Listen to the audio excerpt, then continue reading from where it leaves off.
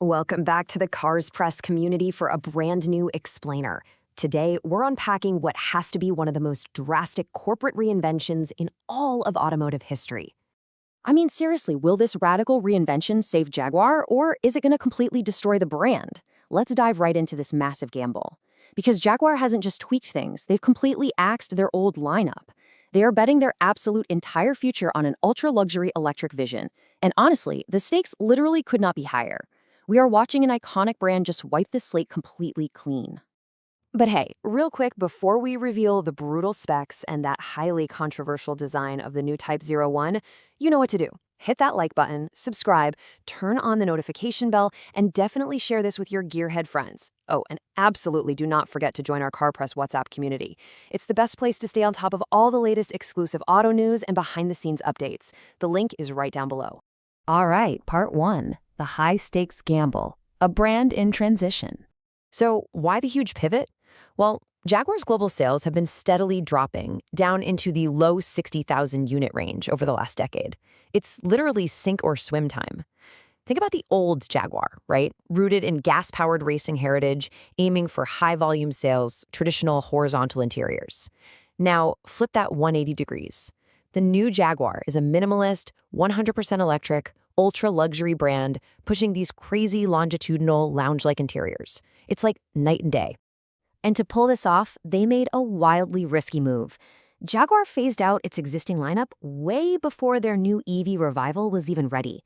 They literally paused production to clear out legacy inventory. As you can imagine, this has left dealers sweating bullets.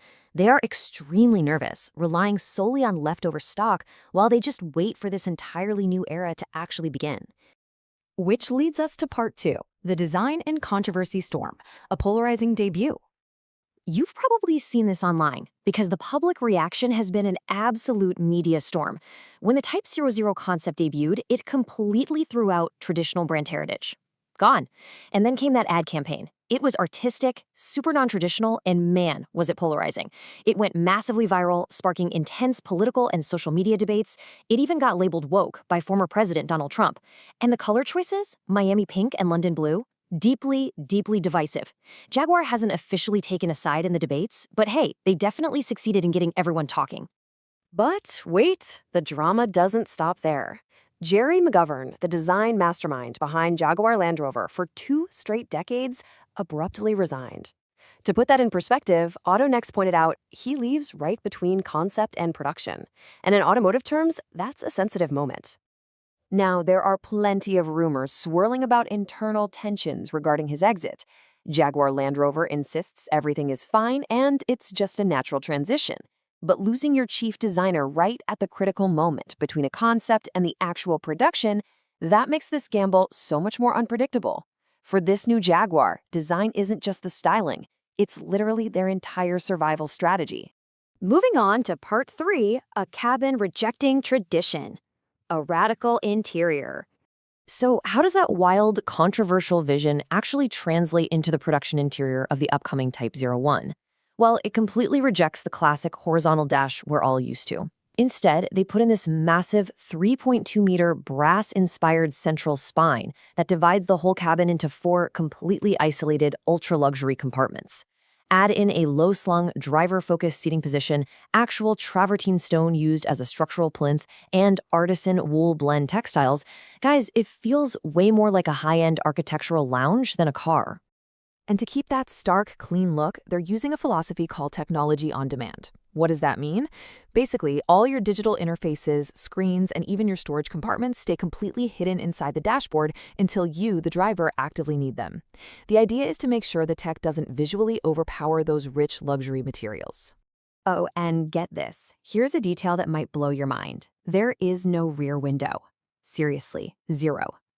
Just like you see in some mid-engine supercars, Jaguar completely ditched it. They are relying 100% on a rear-facing camera system that links to a digital display right at the base of the windshield, so your sightline always stays focused looking forward. All right, part 4, brutal numbers for Type 01, the performance. For all the gearheads in the cars press community wondering about power, let's look at the specs, because Jaguar has built an absolute weapon here. We're talking a tri-motor all-wheel drive setup pushing a jaw-dropping 986 horsepower. That's 735 kilowatts, paired with 1,300 newton meters of torque. To power all that, it's packing a massive 120 kilowatt-hour battery on an 800-volt architecture. They're targeting roughly 400 miles of range and up to 350 kilowatt ultra-fast charging. Make no mistake, the Type 01 is stepping squarely into genuine super sedan territory. But of course, that kind of staggering performance comes with a staggering price tag. We're looking at a target starting price of at least $130,000. That number alone signals Jaguar's fierce ambition. They're done with the premium mainstream. They want to directly steal customers away from ultra-luxury titans like Bentley and Rolls-Royce. And the good news is, the waiting is almost over. We are finally going to see the uncamouflaged, finished weapon, the car they are betting the entire company on, when the Type 01 makes its spectacular official debut in New York City on October 6th, 2026. Finally, Part 5, the future of JLR. Two diverging paths. So you might be wondering, how does this radical EV-only Jaguar fit into the broader parent company strategy?